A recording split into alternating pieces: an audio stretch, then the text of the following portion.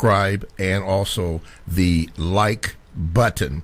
Now, we would prefer that you go to the talktainmentradio.com homepage and just click listen live. Pardon me. That's all you have to do. And of course, we would like for you to hit the subscribe and like button there. You can Gmail me at the numero 7, Mr. Bobby, BOBBY, at gmail.com, and I will try to read your Gmails. We are stacked up with that, but that's okay. Just put it in anyway. And also, you can hear a replay of the entire show by going to facebook.com/talktainment, and you can hear yourself call. Today's program being Wednesday, April the 3rd, 2019, will be about contradictions in the system of racism, white supremacy. What are contradictions and how do they work? Remember, our whole theme this year is going to be on words. That's the underlining theme of that. What do they mean? What are you saying? Do you know what they mean? How do you say it? Whatever it is that you need to say to get communication so that you know the meaning of words. Here in the Western Hemisphere, words sometimes have different meanings, so you need to understand to communicate what you are saying. Mr. Fuller will address that and your questions. Of course, it doesn't always have to be on topic, but at least give Mr. Fuller an opportunity to address the subject for today. And as you will notice, he will stay in the compensatory counter-racist code mode. He always is in that mode. And you should ask your questions with that in mind, the compensatory counter-racist code mode. We have to stay focused, as he said last week. So let me get out of the way and introduce to some and present to others Mr. Neely Fuller, Jr. Good morning, Mr. Fuller. Good morning. Okay, you're coming in loud and clear. How are you this morning? Still learning. You are still learning. Okay. Contradictions. When I looked at that word of contrary came to my mind, going the opposite way. But since we deal specifically in racism, which is white supremacy, what is your concept of contradictions? Oh, anything that causes confusion. Yes, sir. Yes, that's basically it. Anything that causes confusion. Things should always be very clear to everybody on the planet all the time. Focus and clarity. Focus about what it is you intend to do and why you intend to do it and what the result is going to be, and clarity in the way that you're going to achieve that. And that's just about it. That should apply to everybody on the planet, every minute of every day. Focus and clarity. And contradictions and or confusion interferes with that. Okay. All righty. Before I get started and take this phone call, let me just say this, because I've been peppered on my Gmail account with donations. Listen, for those of you that are going to make donations, particularly those of you who call in, please make sure that you make donations. You can donate and send your donations to 462 East Town Street, Columbus, Ohio, 43215. 43215. A Gmailer asked that. But also you can do this. If you're going to use the post office, you can do this. Post Office Box 6184, Columbus, Ohio, 43206. Then I was just told that you can also use the PayPal situation where you can make your donations through there. We appreciate that. Okay, with that out the way, and before we go further into contradictions in the system of racism, which is white supremacy, as we stay focused and particularly on words, let's take this call. Okay, caller, go ahead with your question. Sure, thank you. Good morning, Mr. Bobby. Good morning, Mr. Fuller. Mr. Fuller, I have two questions this morning. My first question is that, is there any constructive value for black males or black females in the system of white supremacy promoting or associating themselves with the things in the Northwestern Hemisphere that are called gangs, a.k.a. Bloods and Crips? Well, I won't specify any particular so-called gangs, but it comes down to, well, first of all, what is a gang? Gangster, what all that means, and what are you going to be doing, and why you're going to be doing it. It all comes down to wants, W-A-N-T-S. What do you want to do? Everybody on the planet wants to do something. This is in the code book, the 4 basic things that you talk about when you talk about people's wants, because every creature wants to do something. Birds want to do something. Bees want to do something. Every minute, every waking moment. Of course, when you're asleep, then you don't want to do anything because your mind is not really working to send you in any specific direction. But if you're awake and you're a creature on the planet, creature means in the form of what you call animal or people existence, then you want to do something. So when it comes to a person wanting to be a gangster in a gang, in order to do what? What do you want to do? I want to be a gang member. Okay. Why do you want to be a gang member? That's the second question. How do you plan to be a gang member? You know, what's the qualifications of being a member of a gang? That's the third question. And then the fourth question, what do you expect the constructive result to be? And that's whether you want to be an engineer or airplane pilot or a dope dealer or a bike rider, in a bike club or something, or you want to be a member of a gang that carries guns and kills people. Okay? So be very specific about what you are there for. What are you there for? What is it you're doing? Because it comes down to what you want to do and what you expect to get out of what you want to do. That's that fourth question. What do you expect the constructive result to be of being a gang member? So according to the code, the counter-racist code, if it's to be non-constructive, because everything does is going to have a constructive effect or a non-constructive effect. There's no such thing as in between. That's everything, including the elements. Snow, rain, fire is going to have a constructive effect or a non-constructive effect. And that includes the activities of people. So you just look at a person who is a member of a gang and say, okay, your gang, what is it doing that has a constructive effect? That's the punchline. That's the bottom line question. Your gang, what does it do? Got a reason for existence. Got a reason for a name, for calling your name, being proud of your gang. Okay, you're proud of your gang. Doing what? What does your gang do that has a constructive effect? Because it's going to be constructive or non-constructive. And just be honest and upfront.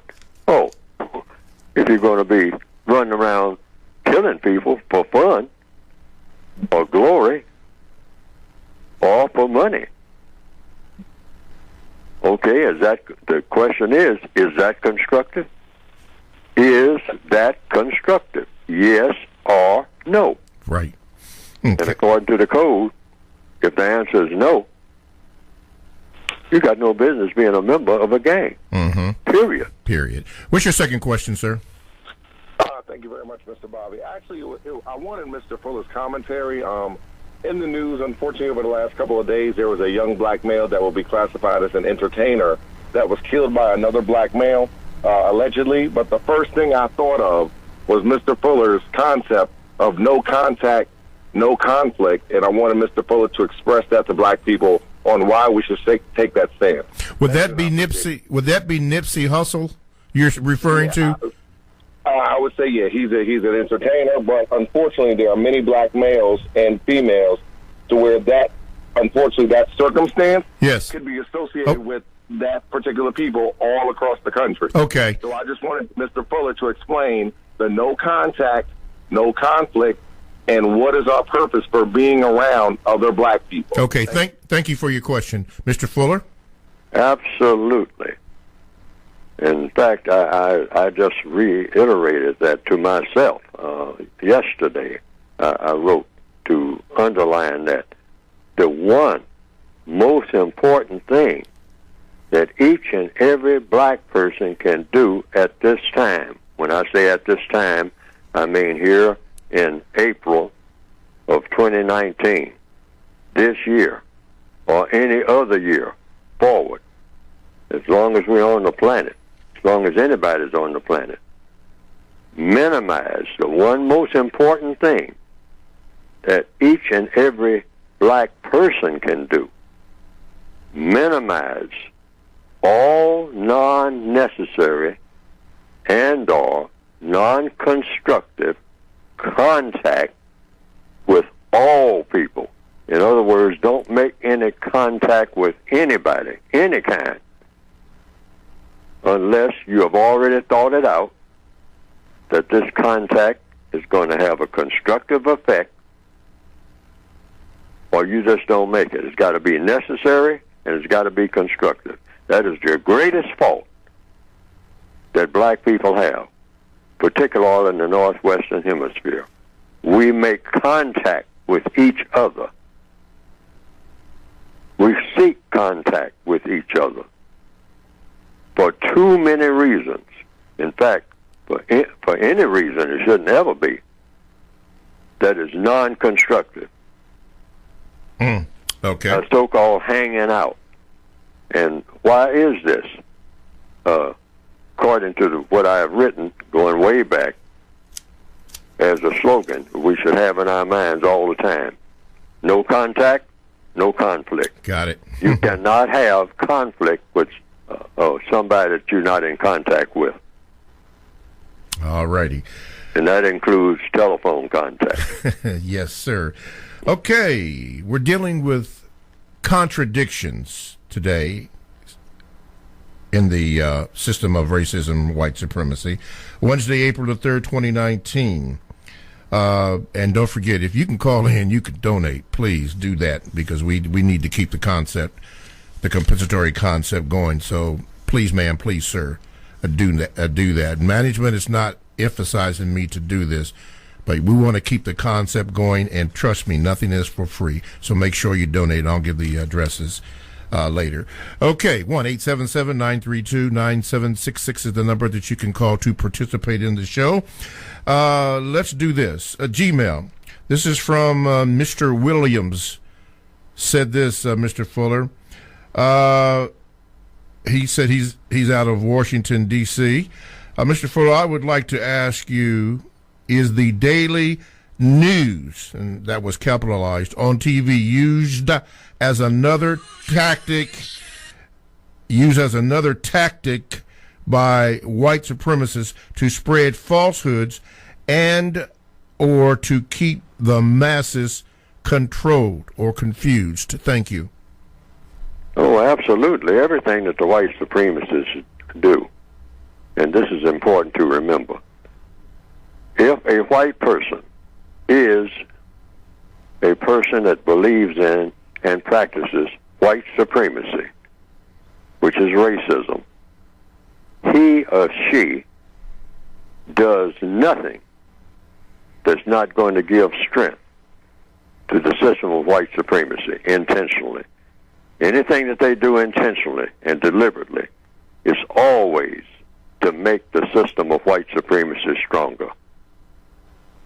They avoid doing anything that's going to be a danger to the system of racism. Why? Because if you're a racist, it's in the best interest of you as a racist to become stronger, not weaker.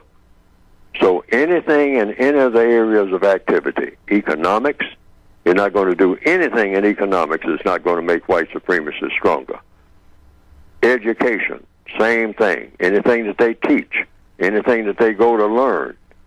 You talk to a racist and whatnot, and you say you're setting up some kind of school, that racist mind begins to turn and say, wait a minute, is this school going to make me stronger as a racist? It's going to help me to practice better power over black people?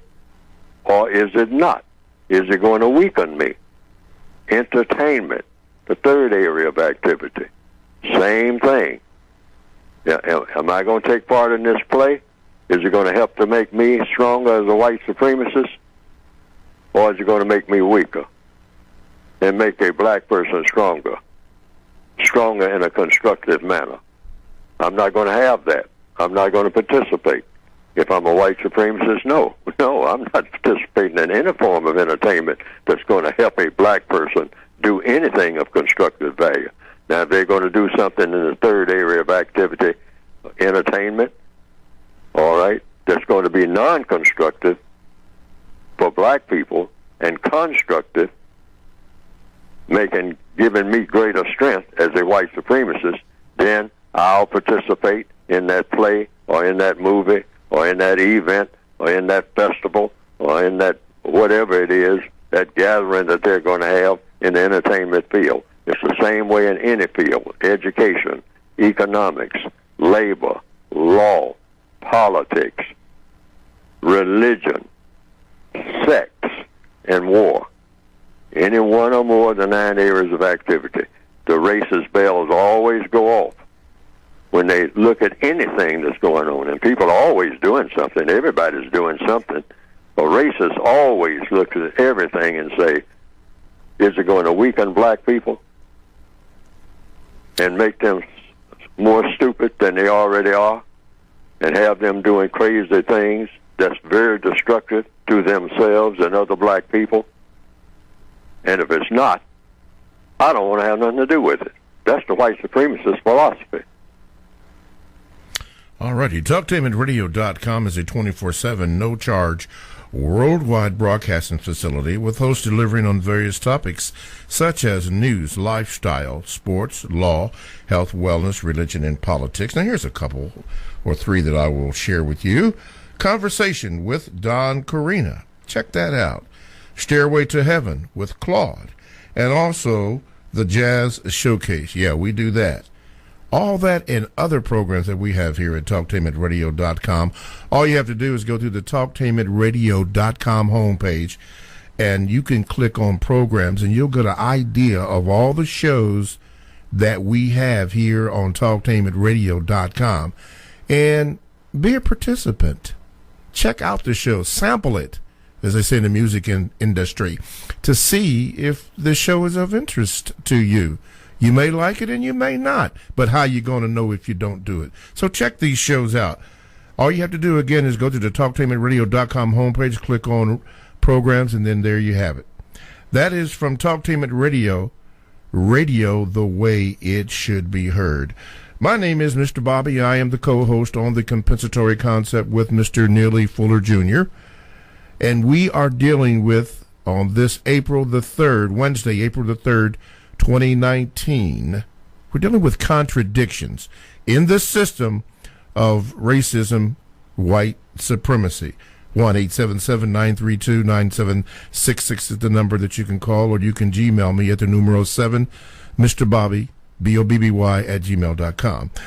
Going to the Gmails, this comes from either Yatora or eTora. There's a Y in front of it. It says, hello, Mr. Fuller. You talked about the ant last week and how persistent the ant is. A question came to my mind. Can it be considered some level of insanity to keep at something that keeps getting destroyed? Wouldn't the more rational conclusion be to give up or do something else? I just wanted to know if I'm approaching this concept right. This applies to replacing the system of racism with justice. Do we have to be insane to keep trying to get rid of it, rid of the system, or what? Thank you. No, you'll always be persistent once you set your goal and make sure that your goal is going to have a constructive effect.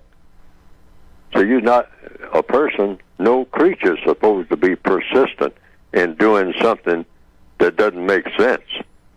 I mean, that gets worse and worse. No, you be persistent, first of all, before you make any move. You find out what it is that you're trying to do that's going to produce the most constructive result.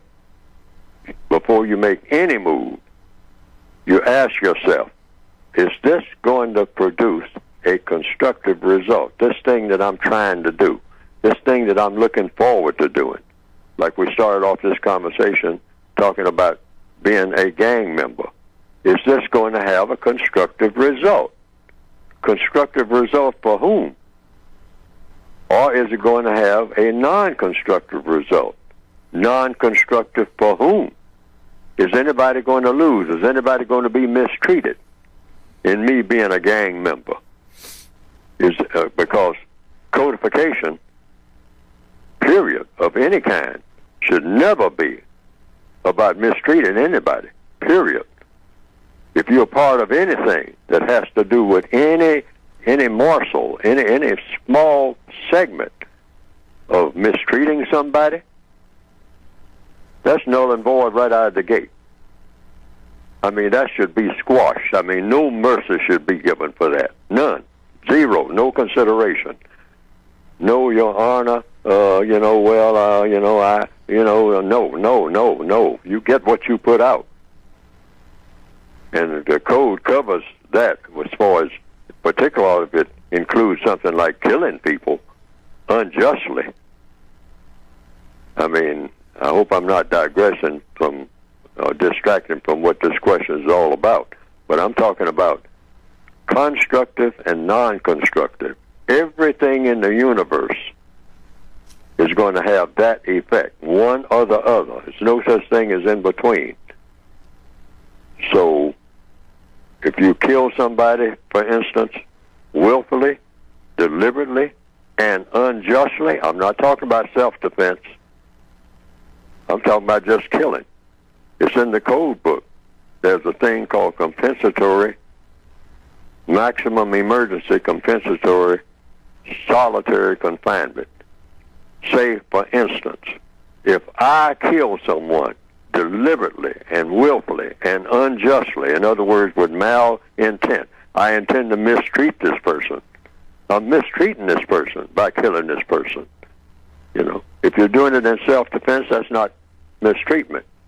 But if I willfully and deliberately go out and hunt somebody down and kill them for my convenience, because this is what I want to do, to prove that I'm this, that, and the other and whatnot, for glory, for money, or for something like that, oh, okay. But you should get exactly what you put out. And you should get it from whom? Not from somebody else.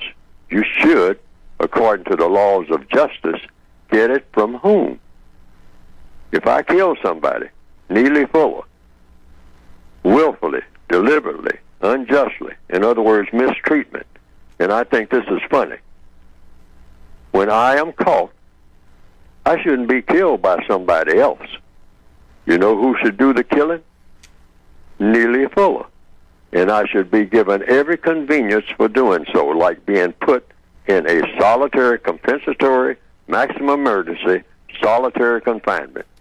And I sit there with that gun that I used to kill that other person, and my friend is that gun. I have this in the code book. If I'm using a gun, whatever the weapon is, preferably a gun, because that's more, quote, unquote, humane, if you can say that. But that's the gun that I use, the one similar to it. And that's the only thing in that cell with me.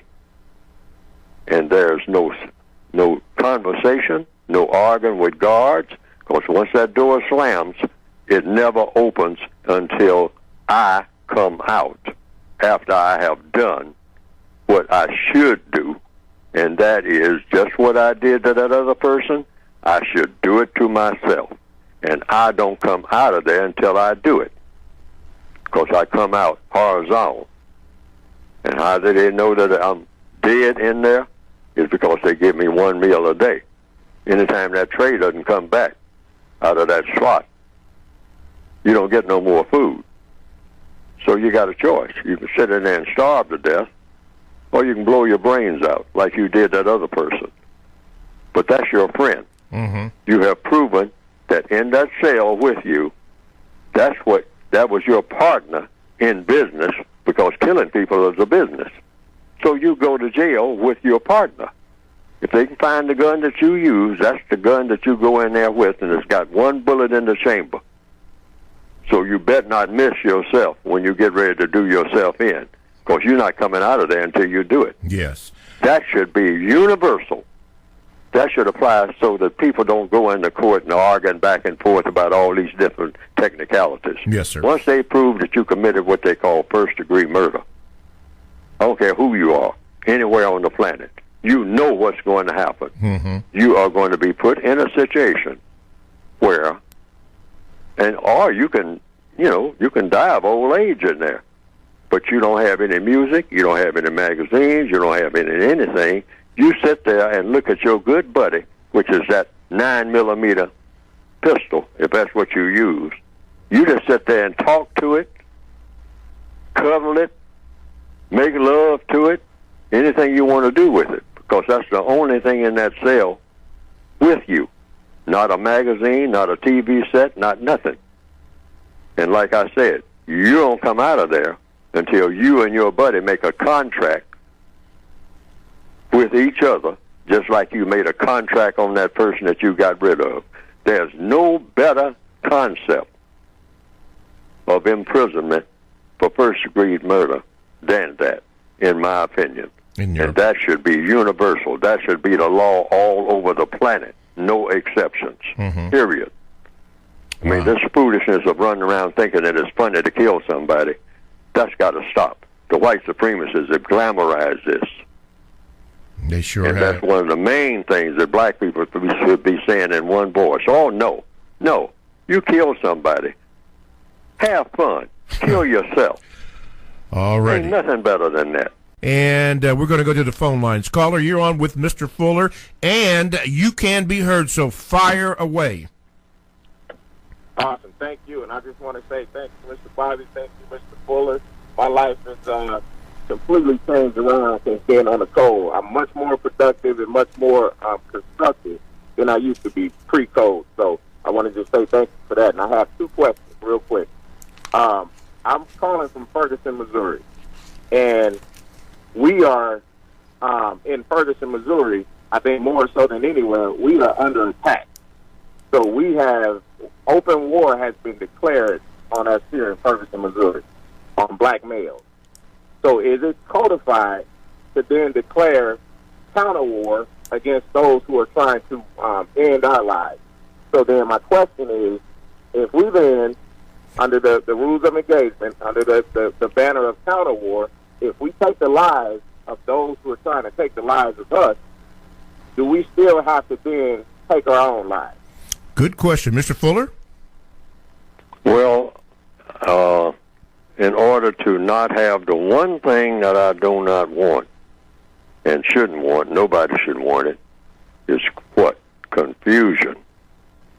So, in answer to that question, I have to go directly to the code book. And I don't want to sound evasive, because I'm not evading it. I just want focus and clarity. When you start talking about any type of violence or counter-violence, I usually have people, or according to the code, I direct people to get the details of violence and counter-violence. That's being counter-violence is action taken against those who are taking violent action against you. Mm-hmm. There's a prescription for it, a codified procedure for doing this, and it's outlined, or rather detailed, really, in the textbook for victims of white supremacy. So in answer to that question, I always tell people, go to the war section or the law section, and it covers violence, counter-violence, from the codified perspective. violence, counterbalance, and the details of this. And so all of that is outlined in detail so that there'll be no confusion. Because when you start talking about any type of violence, which means somebody's going to get hurt physically, and somebody might get killed, then that has to be very, very, very, very specific about how that is done. No guesswork, no sloppiness, no nothing that brings about question marks. There shouldn't be any question marks when it comes to any kind of violence or counterviolence. Everything should be cut and dried, just like I laid out about what should happen to a person who commits what they call first-degree murder, meaning you willfully and deliberately and unjustly take somebody out of this world, okay? That should be handled universally, not just in this particular town or that particular town or that state. No, that should be done away with altogether. Mm-hmm. You should have one rule, just one, that applies to everybody on the planet all the time, without exception, so that nobody is what? Confused. Yes. See, the average person who has killed somebody, first thing they do is get a lawyer and go there, and they talk to the lawyer, and the lawyer says, well, I can get you off on this and whatnot, but on this count, you got, and we got different counts that we go by. This count, that count, and what? No, there's just one count. Did you do it? Got to make sure that the person did what was done. Was it done willfully, deliberately, and unjustly with an incorrect intent, a non-constructive intent? Then it means one thing.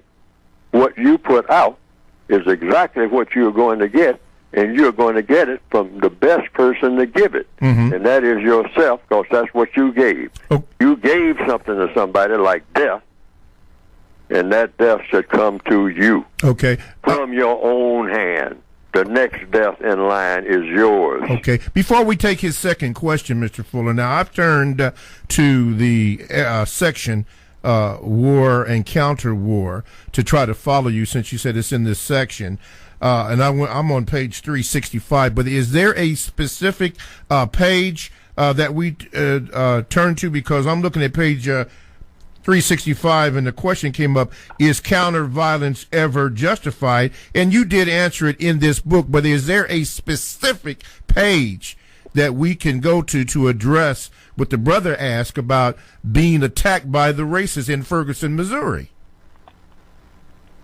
Oh, see, and if you're going to get in specifics, whether it's Ferguson, Missouri, or if it's Timbuktu, it comes down to one thing.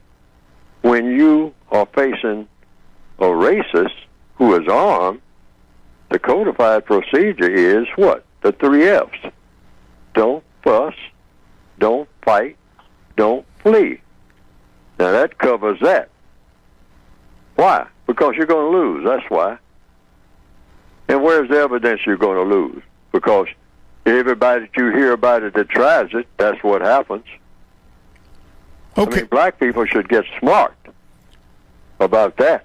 But according to the brother... If you're talking about this so-called a law enforcement officer, if you're talking about that, okay?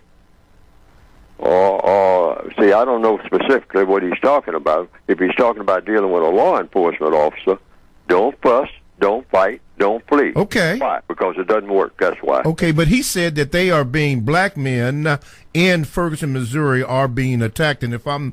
Attacked by whom? By... when? See, I don't get the details. Okay. See, everything is about the details. Okay. Hey, brother, who is attacking the black men in Ferguson? So we are being attacked by, if they are law enforcement officers, they are off-duty law enforcement officers, which we believe that they are, but they're not coming under the banner of being law enforcement officers. These are just whatever you want to call them. They're not under the color of the law, so they're not in uniform. They're not being law enforcement officers at the time, but they are openly attacking us. We do believe that they are law enforcement officers, but they are not at the time that they're doing the attack. Mm-hmm. Okay. Well, now he was specific, Mr. Fuller. He said that they're not exactly, or he don't know. They don't know if they're law enforcement officers, but what they do know is that they are being attacked. So the question is, what shall they do? They're not fighting, they're not fussing, they're not fleeing, but should they just stand there and get killed?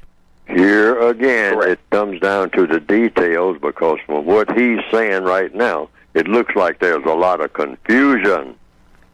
See, so the first thing you do before you do anything, you're going to have, everybody is going to have to get on the same page of who is supposed to do what and how. Otherwise, the confusion is just going to escalate, and you're going to have a lot of dead bodies just lying around, and nobody knows anything about what anybody is doing or why they're doing it, and it just keeps getting worse. See, what you don't want is for a situation to get worse than it already is. Okay?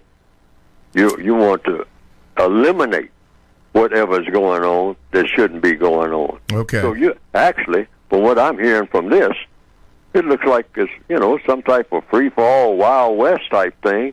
And so that is what you call confusion, mass confusion. Okay?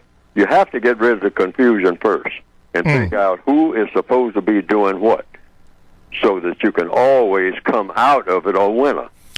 Okay. Otherwise, it'll just be more and more confusion. And anytime in the system of white supremacy you got more confusion, it means black people are going to lose, which is the one thing you don't want to keep doing. All right. Because that's what we keep doing. Okay. We start off doing a lot of stuff that might look cute in the beginning, but it always winds up being a bigger mess than it was in the beginning. Okay. And codification is about eliminating whatever the problem is. Okay. All right. What's your second question, my brother? Yeah, the second question is in terms of how lies work. Is the racist man and racist woman tell us a lie? Do they work like if you get to the base of the base lies, that every other lie is built on that base lie? But once you get to the truth of that base lie, it is what it is. Once you get to that base lie, does all the lies told on top of that base lie, do they crumble? Are you less confused about all those other lies once you get to that base line, clear that contradiction and that confusion up? Okay. Thank you for your call. Mr. Fuller? According to the compensatory counter-racist code, any white person anywhere on the planet that says anything to a non-white person that is not true has the label of being a racist suspect forever. Period. Any white person that says anything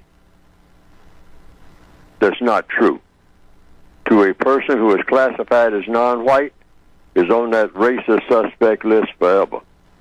There's no coming back from that. Just one time. That's all it takes, according to the code. See, we need strict rules for everybody, white and non-white, in order to clear up what? This whole racial mess. We can't have all of this shilly-shally stuff that we've been doing. I mean, everything is just kind of winging it.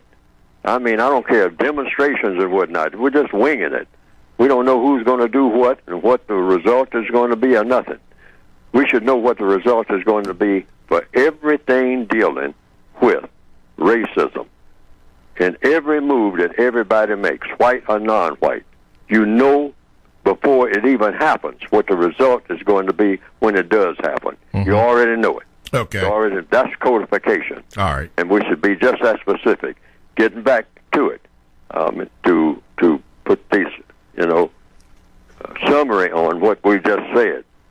Any white person right now in 2019 that says anything to a non-white person anywhere on the planet that is not true is on the racist suspect list forever. Period. No exceptions.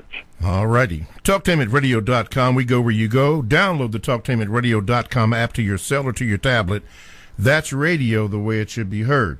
My name is Mr. Bobby. I am the co-host on the Compensatory Concept with Mr. Neely Fuller Jr.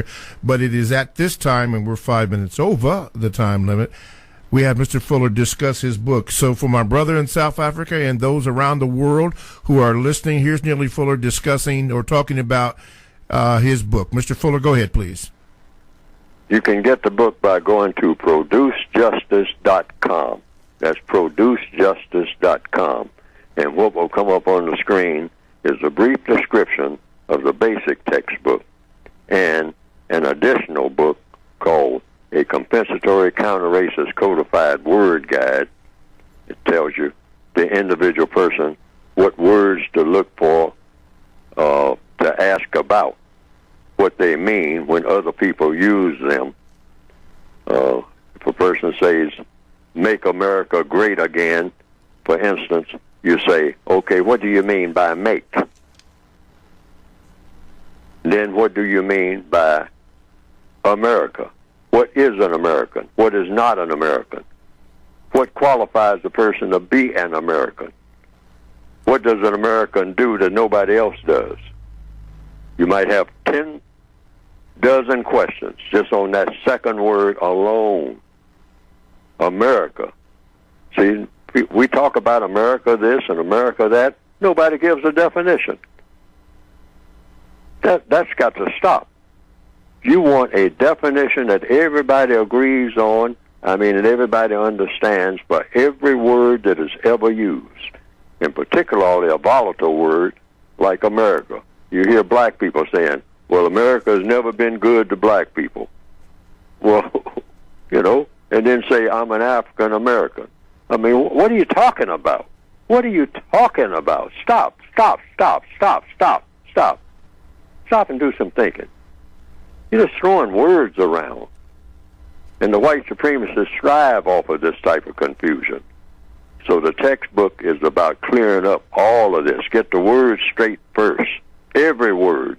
Don't skip over a single word without talking about it maybe for 40 days and 40 nights. Just one word. What that word means to everybody. So that you don't have what? Confusion. Why? Because the white supremacists strive off of confusion. Then if you say make America great again, after you get it straight about that make in America, then you go to great. What do you mean by great? What do you mean by great? And you might spend 50 days just talking about that one word. What makes anything great? Give me all the ingredients. Give me the details. But go to producejustice.com, and that's the way the codified book, the book that I'm trying to get people to read, that's the way it approaches everything. We need more details for every move that everybody makes on this planet, so we'll know what everybody's doing and why they're doing it and what the effect is going to be. Mm-hmm. That's what codification is about. It shouldn't be any guesswork about anything that happens on this planet from this day forward. Okay. For the brother from South Africa, before we move off this subject, he asked me, can he get the book there, or where can he get the book? Can he go to social media? They want that book down in South Africa. How can they get that, or what are you doing to make sure that they can get that book? Been trying to get it. As far as I know, we got as far as the UK and Canada, and right now the people who are supposed to be working on it, they haven't gotten any further than that because the cost is prohibitive. Everything that you have to go through to get the volume. Yes. And they're trying to find out the channels for doing that. And anybody who can give information about how to go about doing it in an efficient manner, we're soliciting information. We don't have the information. I don't have it. I haven't talked to anybody that does have it. What are the procedures where the book can be gotten there in a swift, efficient, and cost-effective manner? I've been trying to get the answer to that question. See, everything in solving problems is what? Questions and answers. I haven't been getting any answers. And all these years I've been trying to. Where are the answers of how you go about doing that? All I get is more question marks. Okay. So if anybody can come up with the procedures for doing it, I want to know what they are. All right. But right now, people can go to producejustice.com and follow the procedures there. Okay. Yes, but that won't get a book into South Africa. Okay. That's what people have been telling me. Okay. All right, my brother in South Africa, thank you for your Gmail. The only thing I can say is just keep on trying, or maybe there are some alternative methods. Okay, we're speaking about contradictions here on Wednesday, April the 3rd, 2019, contradictions in the system of white supremacy, racism. Mr. Fuller, this is from Anonymous. Anonymous says here, Mr. Fuller, your answer to the brother from Missouri was confusing. What should we do when our brothers are unjustly killed by white people? I'm going to say it again. I cover everything as best I can in the textbook for victims of racism, because to talk about it on the air, winging it in sound bites, that I'm going to get, I know that I'm going to get it, I'm going to get confusion. And you're talking about deadly force here, either just or non-just. When you start talking about something where violence is involved, everything should be very, very, very, very, very, very detailed, which means I would have to have tons of information about what's going on in Ferguson. I mean, each incident has to be examined with a fine-tooth comb. I mean, gone over and over and over again. What are you talking about? Because each incident is different. So you have to consider every element of each incident so that you get the result that you should get, which is what? Justice. That's the ultimate thing, guaranteeing that no person is mistreated in all these processes, and guaranteeing that the person that needs help the most gets the most constructive help. But just to say that there's a lot of violence going on against black males in Ferguson, Missouri, and say, okay, we got to have counter-violence, we got to put a stop to that, and then just throw a whole bunch of stuff up in the air about how you're going to go about doing it, who's going to do what, on what date, when, how, what's the procedures, and see, everything is about procedures. Yes. I mean, step by step. Step by step. Step number one, do this. Okay, listen. Step number two, do this. Step number three. You have to have a lot of details. I don't have enough information. Okay. Got to leave it there for this hour, Mr. Fuller. Talk to him at radio.com, the world's greatest radio the way it should be heard. Stay tuned for the second hour of the compensatory concept.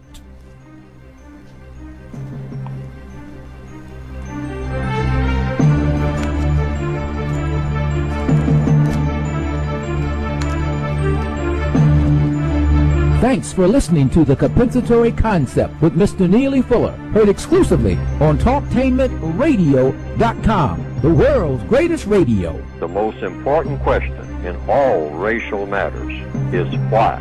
One should always ask it. Radio, the way it should be heard.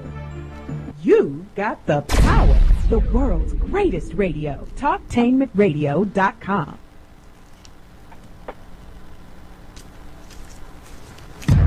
Talktainment Radio, worldwide sound. Talktainmentradio.com. We give you a reason to come. The world's greatest radio. We give you a reason to stay. Radio, the way it should be heard. You got the power. The views and opinions expressed are those of the host and guest, and not necessarily those of TalkTainmentRadio.com, the management, the staff, or K&E World Network, LLC. Live call-in talk show. Dial 1-877-932-9766 and join the conversation here on TalkTainmentRadio.com. This is The Compensatory Concept with Mr. Neely Fuller, heard exclusively on TalkTainmentRadio.com, the world's greatest radio. Radio, the way it should be heard. And now, Mr. Neely Fuller. If you do not understand white supremacy, which is racism, what it is and how it works, everything else that you understand will only confuse you. Only confuse you. Only confuse you. Welcome to the second hour of the Compensatory Concept with Mr. Neely Fuller Jr. here on TalkTainmentRadio.com. I am your co-host, Mr. Bobby, and this is Radio the Way It Should Be Heard. The phone number that you can get in contact with the show is 1-877-932-9766. You can also go to the YouTube channel, type in the word Talktainment, and then type in the word radio, scroll down to Talktainment number 2, and bam, you are there. You are there. Hit the subscribe and like button. Also, go to the TalkTainmentRadio.com homepage and just hit the listen live, and you're there again. Hit the like and subscribe button there. Gmail me at the numero 7, Mr. Bobby, BOBBY, at gmail.com. Of course, Facebook is in it also. Go to Facebook.com/Talktainment, and you can do that. We are speaking about, on this day, Wednesday, the 3rd of April, 2019. We're speaking about contradictions in the system of racism, white supremacy. If you missed the first hour, go back, review it. Interesting questions there. And we'll check that out. To Brother Weston, your question actually was answered by a live caller that called in about Nipsey Hussle, but if we come up on it again, we will have Mr. Fuller address that. Again, contradictions in the system of racism, white supremacy. Before I do the Gmail, Mr. Fuller, what if someone came up to you, you were on the streets of Washington, District of District of Columbia, and just smacked you for no reason, no apparent reason at all? What would be your response? Well, not being armed, like I'm not, my response would be to try to get away from the aggression. Okay. That's all. Real simple. That's what I mean by codification. I mean, what am I? Defend myself the best way that I can. By running. Yes. Try to put distance between me and the source of the aggression. Okay. That's number one. That should be worldwide. Because the person might be what you call mentally deranged and whatnot. It might, I don't know what the person intends to do, rob me or what. Or retaliation for something that, they're mad at somebody else and took it out on me. I just got slapped. So put distance between me and the person, and if I have problems getting away from the person because the person is not only slapping me but grabbing me and holding me so they can slap me again, then I, with the intent of getting away from the aggression, I do whatever it takes, including breaking the person's arm if I can do it. Okay, since they're using their arm and their hand to slap me. But that's it. I mean, just okay. This is elementary stuff, according to the code. Yes. So you just, defend yourself the best way you can by running. In this particular case, okay. Don't fuss. Don't fight. Don't flee. Don't fight. But if it's a law enforcement officer, see what I mean? Yes. Or somebody who says that they are law enforcement, then I just don't fuss, don't fight, don't flee. But if the person is just beating me up, just walk up to me and start beating me for no reason and says that he or she is a law enforcement officer, then I have to just try to keep the damage from being done. Okay. Because chances are the person is also armed. Yes. Okay. So you always have the mentality that you're already in prison. Now, this is very important for everybody to remember. Every black person should, when you walk, go anywhere, when you walk out your door, even when you're inside your door, you are not at your house. You are in prison.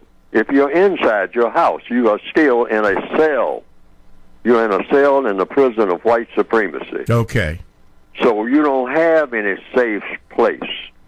Yes. Okay. There's no place on the planet where you are safe in the prison from what? Okay. Safe from what? The prison masters. Yes. Okay. All right? So the prison masters have access to you wherever you go. Right. And if you keep this in mind, you never make these kind of mistakes that black people keep making over and over again, talking about your rights. Okay. You don't have any rights as a prisoner of war. You got to get that out of your mind. So we have to stay focused then. Stay focused. Why we're in this. And when you say stay focused, you have to be very specific.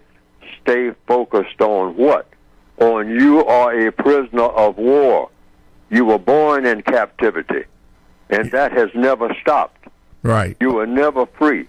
So the codified... You're still a prisoner of war. So always think of yourself Yes, sir. as walking around in a prison uniform, and that anybody who is the master of the prison, which is anybody white, all right, that comes up to you, you remember that person is a prison master, and you are a prisoner. You have already been captured. There's no escape. Okay, right. I understand that. So kicking his ass would not be the correct codified response because you are in a prison system of white supremacy. Well, even if you do that in self-defense, you're going to still have to answer to the prison master. Yes, sir. Okay. You just can't stand and think about step one. Yes, sir. That's step one. You might say, well, he can walk up and slap me. I mean, all hell is going to be all over him because I'm going to kill him. Yeah. All right? Okay, so you killed him. That's step one. But what black people don't do is step two. You got to already predict what's going to happen after you do that. Yes. Okay. Okay? Yes, you sir. got to be thinking about what when you're saying in your mind, if he slaps me, I saw him slap that other guy. He's walking up and down the street slapping people. If he slapped me, I'm going to pull out my gun and unload on him. Yes. All right. Yes. Okay, then what? Then what? See, black people never think about then what. Mm-hmm. Then what? Yeah. See, we're always real good at Act 1 in this play called the System of White Supremacy, but we don't have no plans for Act 2 and Act 3 and Act 4. With that, I do understand what you are saying. I got that. Looking at the Gmail, says this. Black Speak says this, Mr. Fuller. Mr. Fuller, can you please explain why black women are so obsessed with wearing wigs and hair weaves more than other ethnic groups? Is this pathology evidence of self-hate or economics because of the cost of hairstyling? Black people's actions are the result of the system of white supremacy, period. I'm going to say that again. Everything that black people do on this planet is the result of the system of white supremacy. Now, and we have been carefully trained by whom? By the white supremacists, to be people who are in their behavior tacky, trashy, and are terroristic. They have made us into people who are non-constructive in just about everything that we do, so that so-called black culture is just as rotten as it can be. This thing that we say we are so proud of, we are as crazy as any people can possibly be here in 2019, worldwide. We are absolutely insane to the maximum degree. And we have been insane for so long, we don't even recognize it as being insane. Walking around grinning and celebrating and showing off. And we are nowhere near the quality of people that any people should ever be. We should try to be ultimately what? According to the code, universal man and universal woman in tune with the best that there is, the most constructive activity in the known universe. We're nowhere near that. So all of our behavior is stupid, rotten, tragic. Even when we think that we're at our very best, it's a mess. We're just that messed up. Compared to what? Compared to the way that we ought to be. Compared to the way that all people should be. Everybody, white, non-white, nowhere near are we qualified to do any bragging about anything. That's why I say that here on the air and in the textbook and whatnot. One of the ugliest things that a black person can do is celebrate anything. We don't have anything to celebrate. We're too backward. We're completely out of it. And we don't even recognize it. But it's not our fault, because we were born in a sewer of non-constructive activity. And so all of our tattoos and hairdos, and this gets crazier and crazier. I mean, we are walking around, just a whole bunch of rotten junk, really. Compared to what? Compared to the way that we should be. Mm-hmm. The most problem-solving, advanced people that the world has ever seen. That's what we should be. Okay. Now, would that same logic, Mr. Fuller, apply to men who now, and I've seen videos of this, where men can get, say a man is bald-headed and decide that, his hair is not growing in certain places. So he gets a, I don't know what you call it, maybe a weave, but I've seen it where they can now make a man look like he has a full head of hair. And I'm not talking about a wild haircut, but a nice haircut, manicured, shaved, faded. It looks pretty good. Would that same logic apply to males getting their hair did? Well, it comes down to action. Everything in codification is about thought, speech, and action. Now, when you come out of the hair salon, that's males and females, what do you expect the constructive result to be of what you just did when you went in there and got done what was done, and you come out? Now, what do you expect? This is something you wanted to do. See, it gets back to these 4 wants. Mm-hmm. The four things that pertain to wants. Yes, sir. W-A-N-T-S. All right, you wanted to go into a place called a hair salon, male or female, all right? So you went in and got done what you went in there to do. Now, when you come out and people look at you, because evidently you intend for people to look at you. That's why you did it. Oh, yes. I want people to look at me. So it comes down to one central thing. Once people look at you, what is supposed to be their constructive reaction to you doing what you did? You got this, you say you got your hair done, or your nails done, or your feet done. Whatever it is, you're trying to show off to someone who you want to do what? Look at me. Hey, y'all, look at me. Stop what y'all doing and look at me. That's really what you're saying. That's why you went in there and came out looking different from why you went in, okay?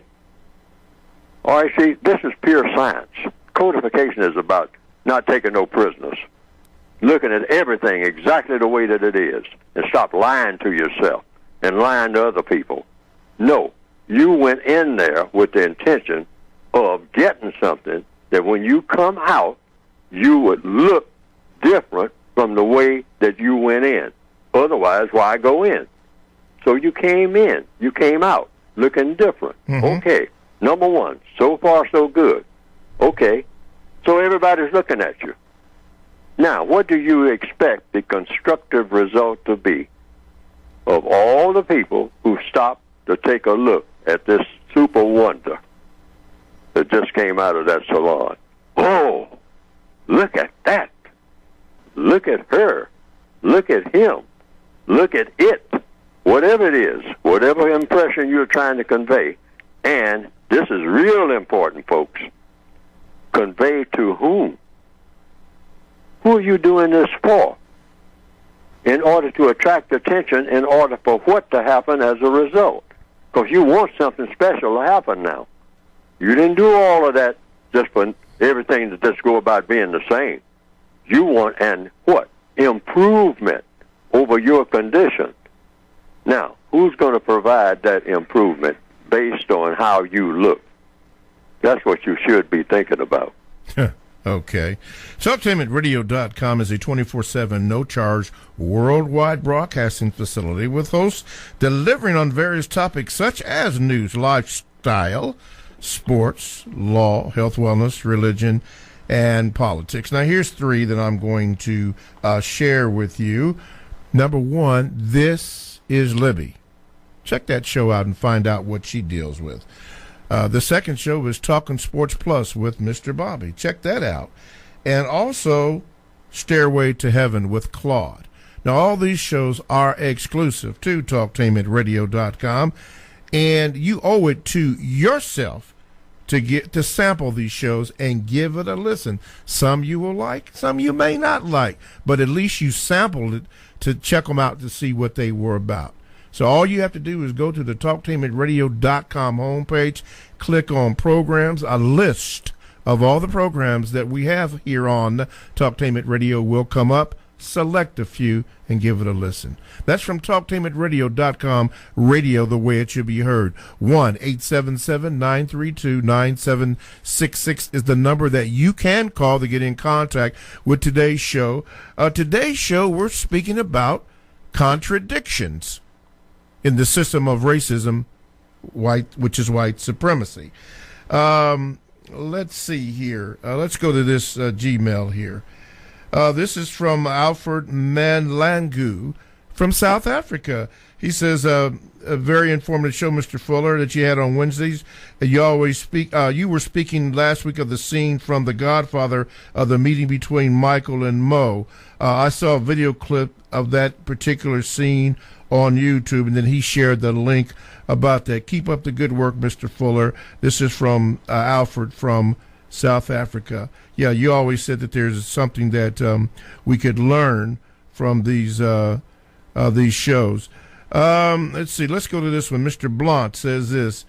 Mr. Fuller, what is your opinion on the movie Godfather #3? You always mention Godfather #1 and sometimes #2, but what is your opinion on Godfather #3? Well, Godfather #3 didn't have a lot of lessons in it. It had a lot of action and whatnot, and a lot of talking, but not a lot of lessons, in my opinion. Now, some people say it had some, and I'm sure that it did. Certainly it had some, the way that it ended, with Michael Corleone just falling over dead after all of this. And in the middle of the movie, somebody tells me, because I've never seen the movie all the way through, I just saw enough of it, but I read enough reviews of it, because Godfather 1 and 2 are usually the ones that they show over and over again on television and whatnot. They leave out #3. So I think there's a reason for that. There's not a lot of lessons in that haven't been covered in Godfather 1 and 2. That's just my guess. But Michael, the lesson in Godfather 3 is just one primary lesson. Michael started off going into the family business for what reason? To help his family. And this is real important. When black people do anything, what are you doing? Why are you doing it? If you're joining a gang, what are you doing it for? What are you doing it for? See, that it comes down to that wants again. So what did Michael want? Michael wanted what his father wanted, to look out for the Corleone family. But you know what Michael discovered in Godfather 3 after he thought about it? We started off doing everything that we could to protect the family, and what happened? I wind up having my own brother shot in the head, Fredo. And he's saying, Fredo is long dead. Fredo, why is Fredo dead? Fredo is dead because you had him killed, because he wasn't good for the family business.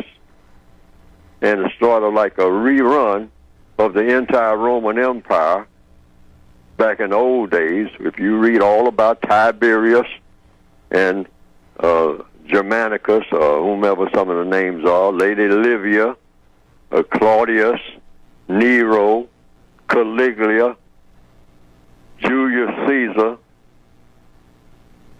lot of them wound up killing each other about that royal thing, that empire thing. That thing, like in Godfather, Kay kept saying, this 2,000-year-old Sicilian thing. You're all just going back and forth killing each other, and you wind up, killing your own members of your own family. You're doing so much killing. You're as crazy as you can be, and I don't want no part of it. Okay? Now, the reason I say these movies are very important because that's exactly the model for the system of white supremacy.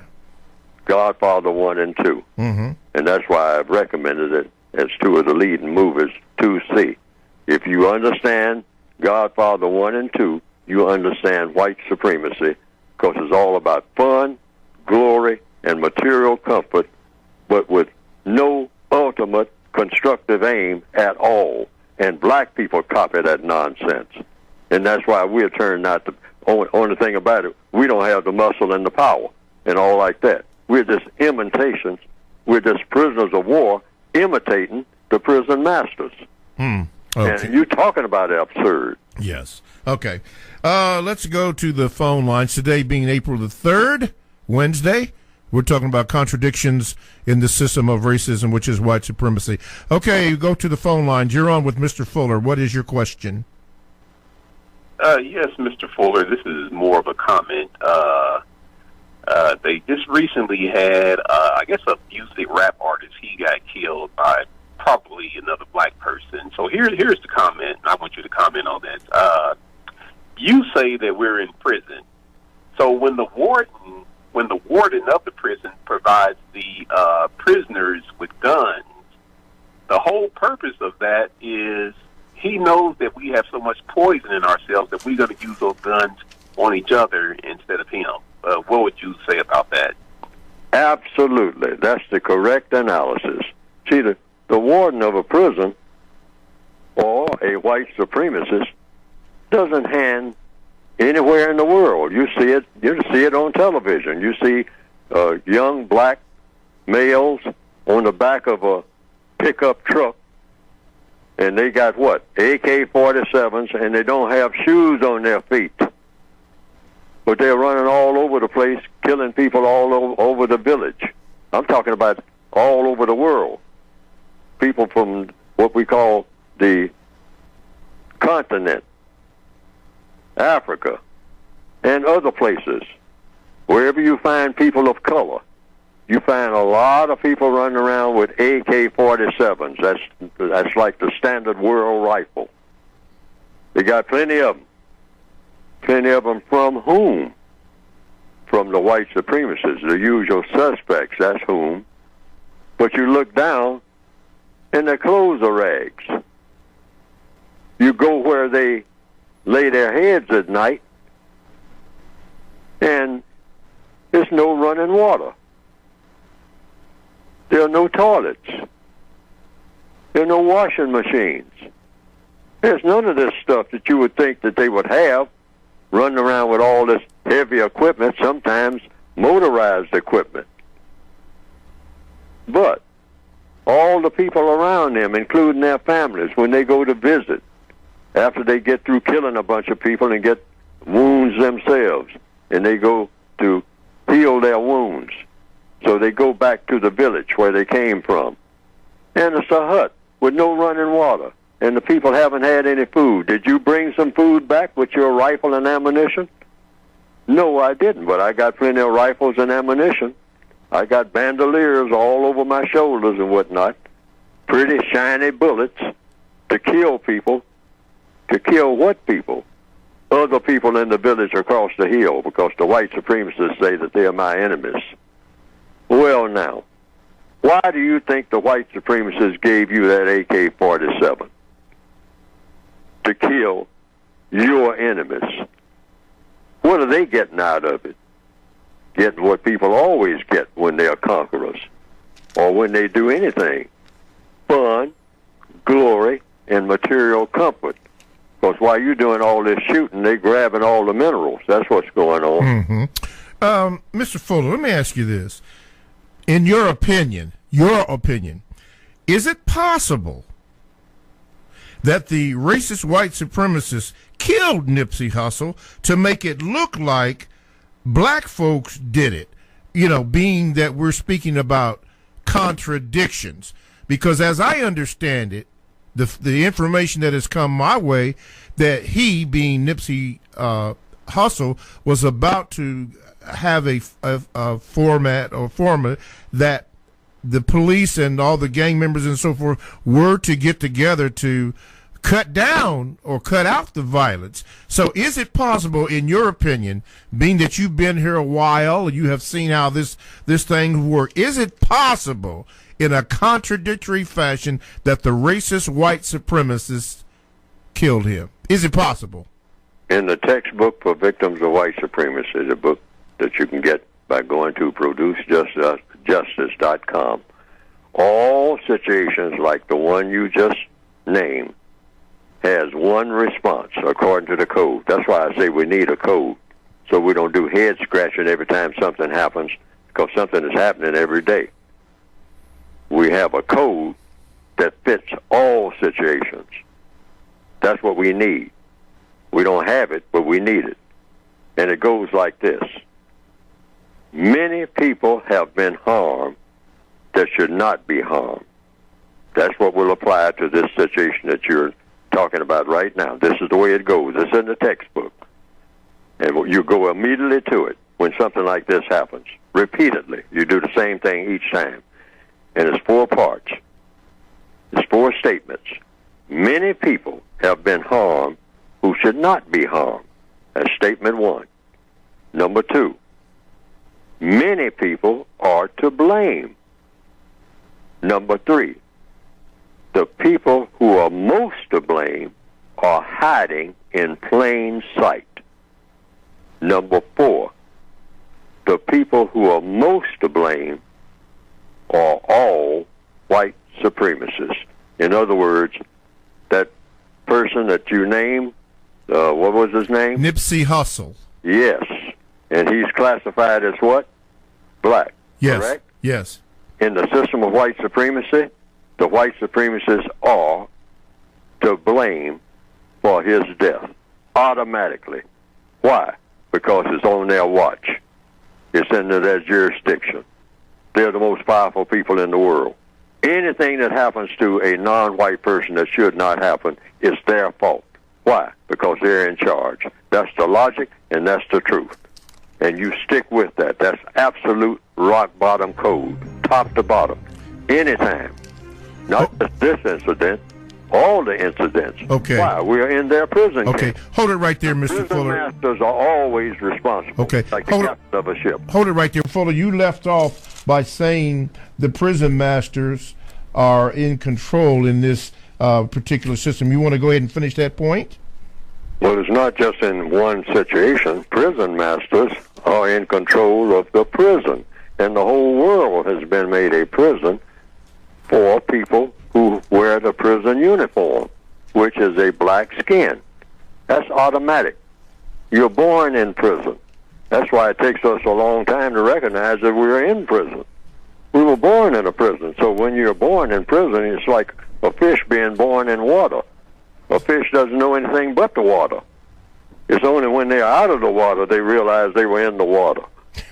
Only thing about it, water benefits the fish, okay? But there's no benefit for a black person born on planet Earth in 2019 in the system of white supremacy, except to be a target for the white supremacists of abuse. Okay. That's what it's all about, and we have to realize that. So we should spend all of our time trying to do what? Not get out of the prison, because there's no way out. You have to dismantle the prison and turn the prison system into a system of justice, which is what it should have been in the first place. Mm-hmm. And what is justice? Guaranteeing that no person is mistreated, and guaranteeing that the person that needs help the most gets the most constructive help. Not just in one activity, but in every area of activity. The most constructive help in economics, education, entertainment, labor, law, politics, religion, sex, and war. Okay. This comes from Victor in Canada. Says this: can you ask Mr. Fuller, how do the victims of racism use counter violence with constructive intent that will end racism, white supremacy, and produce justice, balance between people, when the indirect violence is being inflicted on the victims second by second, minute by minute, and hour by hour through falsehoods and deceptions? On page 364 of the Revised Expanded Edition of the Code Book, Mr. Fuller defines counter violence as an act that is intended to stop or counteract those who willfully and deliberately do unjust harm. Yes, and in answer to the question, that's what the Code Book, or the code philosophy, or the code concept, code meaning going about doing things that always work. That's all a code is. That's why the white supremacists are the most successful people on the planet in the history, in recorded history. Those white people who believe in racism are the most successful people at what they intended to do, practice racism, of anybody in recorded history. And why are they successful? Because they have a code for everything, and they have tested their code to make sure that it is code, up to code standards, like a plumbing code or fire code or anything that works. They keep working with it until anytime you do it, it's going to work. Mm-hmm. That's what makes something code. Okay. The non-white people, the black people, don't have anything anywhere close to that.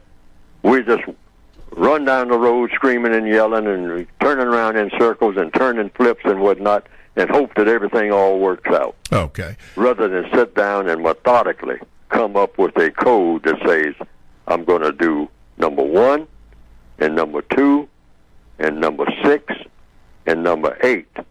And when I put that combination of numbers together, I know that it will work before I even do it.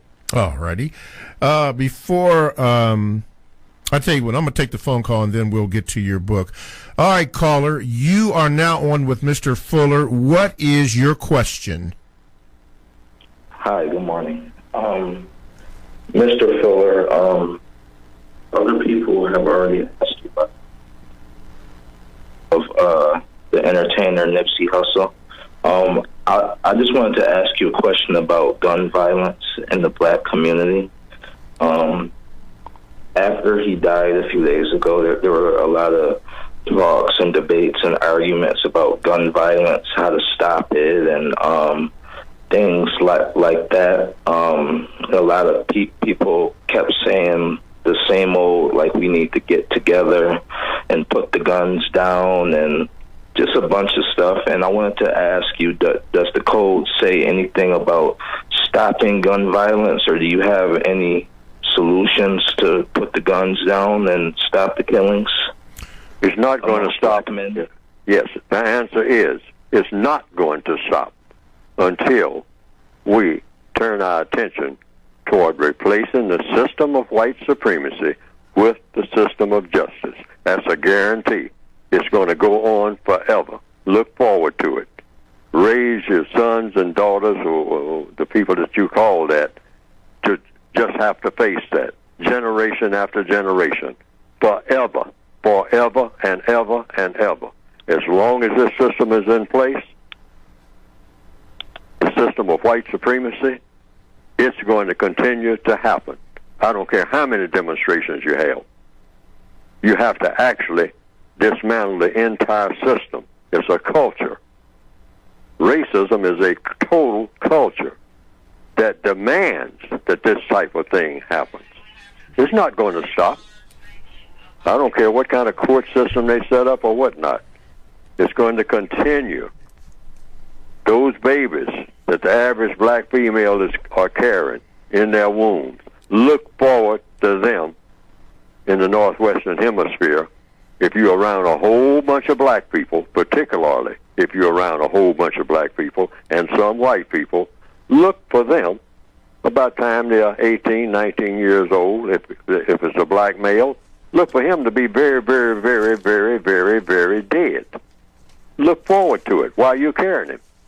Say, well, by the time I'll enjoy his company until he gets to be about 18, 19, and then he's going to be walking down the street. And I might as well just buy the balloons now on the day of his birth, and the teddy bears, not just for his birth, for his death. Just put them away, because it's coming. Ladies, it's coming. All right? The white supremacists say it's coming because they're going to guarantee it. We're in the middle of a gangster world, period. And until we realize that, we're not going to do nothing but keep hoping that something different will happen, and it's not going to happen. You have to concentrate on what? Getting rid of the entire system of racism, which means we have to really talk to white people about this. Make that a priority and talk to each other about it. And anytime we are just showing off our priority, we can look forward to hugging each other in front of funeral homes endlessly, week after week, month after month, year after year, into infinity. Infinity means forever. It ain't going to stop. The system of white supremacy is an automatic machine, so it produces this type of behavior automatically. 1-877-932-9766 is the number you call to get in contact with the show, or 7 Mr. Bobby at bobby@gmail.com if you want to send me a Gmail to ask Mr. Fuller your questions. But at this particular time, as we deal with contradictions in the system of racism, which is white supremacy, we have set aside this time for Mr. Fuller to promote and talk about his book that you should get along with your donations. Yeah, we do it. You can do it PayPal. But Mr. Fuller, speak about your book. You can get the book by going to producejustice.com. And what I've been talking about on this program and every program, this is the best that I can do to give some ideas about, first of all, what our existence is about on this planet. When I say our, I'm talking specifically about the non-white people classified as black, and what you're faced up with as long as you're on this planet and this system is in place called the system of white supremacy, and what you as an individual person can do about it. I try to put as much of it between the covers of this book and the additional word guide, which is the same part of the same book, if you go to producejustice.com. And you can get the basic book and the word guide if you want that one too. And the combination of the two, because the second one is an extension of the first one, about what you as an individual victim of racism can do. Because if you're on this planet and you're classified as black, you're automatically a victim of racism, whether you believe it or not, because you're in their prison. You know, all of the decisions that you make, if you stop and think about it, everything that you're planning on doing, and how you make your plan, and all the things that are available for you to do, that's been all laid out by somebody other than you. And who is the somebody? The people that dominate you. And who are they? If you're a person of color, white people who believe in white supremacy. Now, there are white people that don't believe in white supremacy, presumably, but they are not as powerful as the white people who do.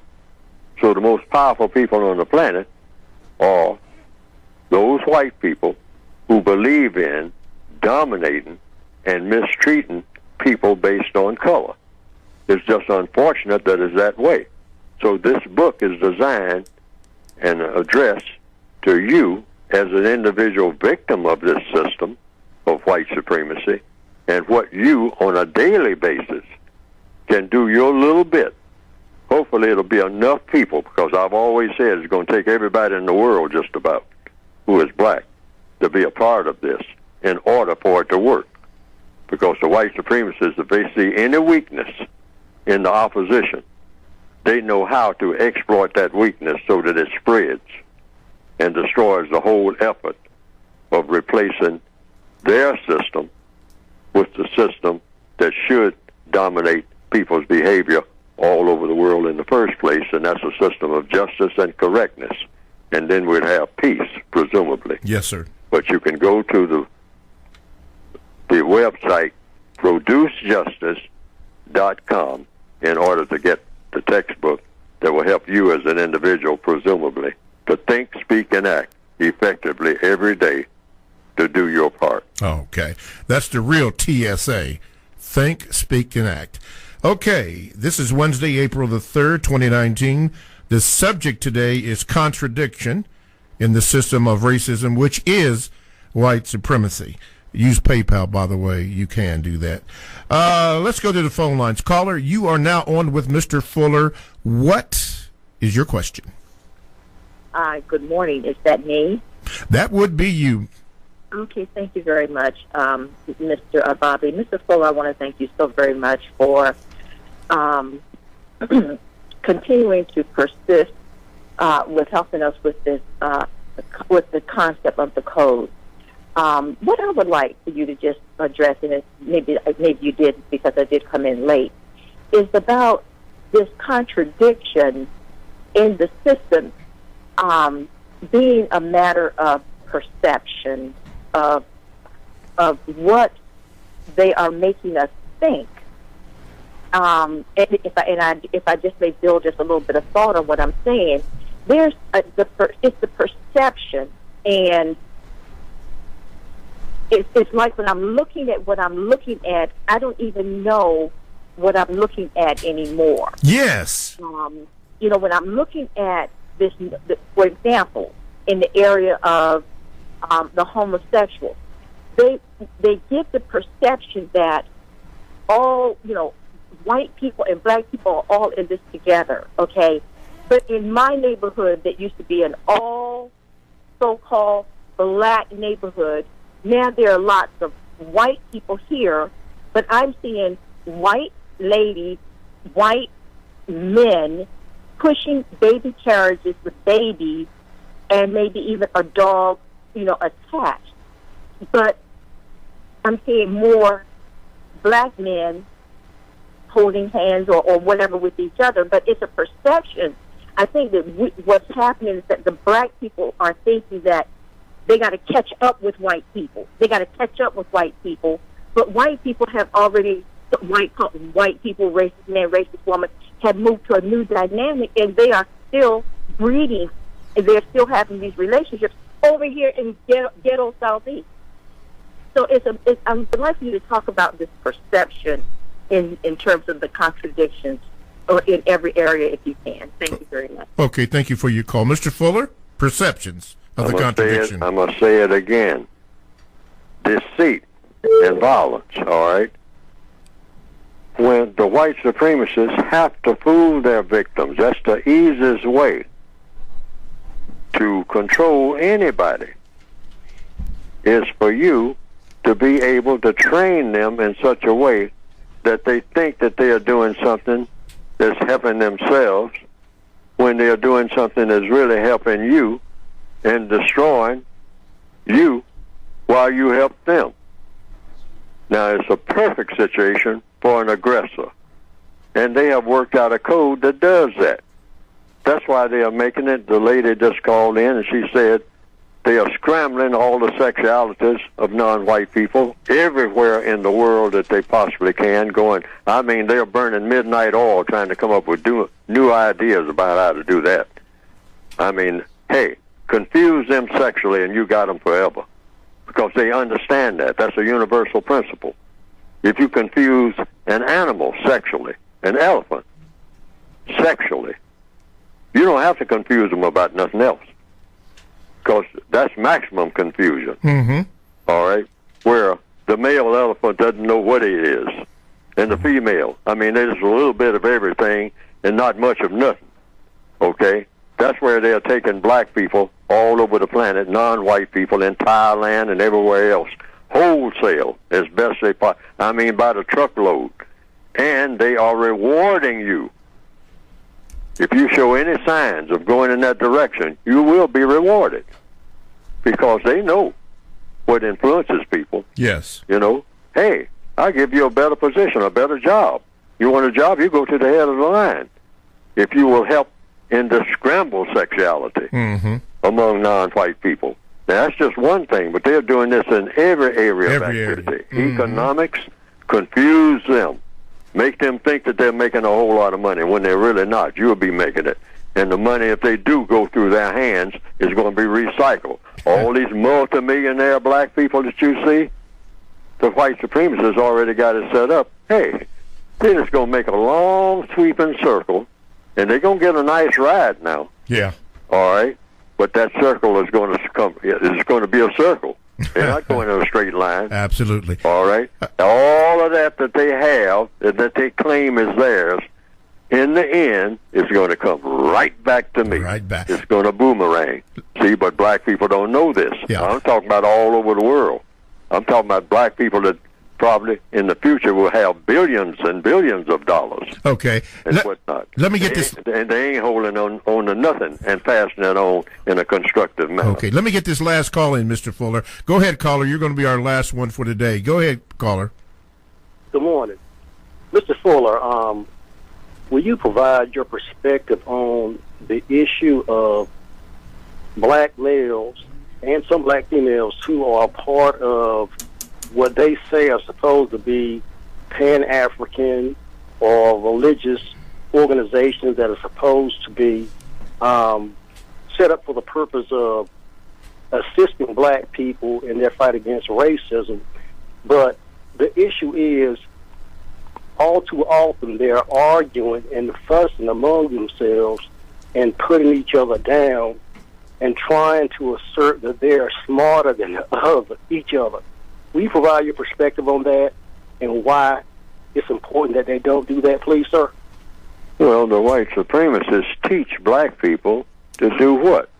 The 4 show-offisms. It's in the code book. And that's showing off to each other, all right? And showing off what we have and whatnot, and the little trinkets that they give us, the diamond rings and whatnot. I mean, and black people are suffering who are digging those diamonds, but they don't know anything about that. The average black person got no idea of where diamonds come from. They just know that, hey, it's shiny. Look at me. I got it. Okay, you got it. You're black and you got a diamond ring. Now, what does that mean on the world scale? In the eyes of the white supremacists, that means absolutely nothing. Not a damn thing. Absolutely nothing. They say, we got tons of them, boy. We got truckloads of diamonds. You know, we got mountains of diamonds. And you around here flashing your little cheap diamond you got from us. Yeah. And we charge you an arm and a leg for it. And you're strutting around where? In the ghetto with your little diamond, thinking that you are big time. You are a stone inward to the nth degree. And we have made you that. And this is how black people are. See, they have made us nothing but babies. We are nothing but babbling babies, and think that we got nerve enough to think, respect me as a grown person, as an elder. To talk about some of the organizations and whatnot, but I'm not putting them down and all like that. I'm just holding up a mirror to truth. The truth. We are nobody. We are nothing but prisoners of war, and we have to understand that. I don't care how we prance around and show off to each other. The white supremacists, even when they're dead drunk, are not impressed with anything that we do. Got to leave it there. Hey, James from North Carolina, call back next week because we're just simply out of time, okay? Appreciate it, James. Appreciate it. Goodbye. Okay. TalkTameRadio.com, the world's greatest radio, the way it should be heard. Hey, listen, thanks for listening. Please don't forget to donate. I've given you the areas to do that, but don't forget. Mr. Fuller, thank you. Callers, thanks for listening, and we will see you next week. Thank you.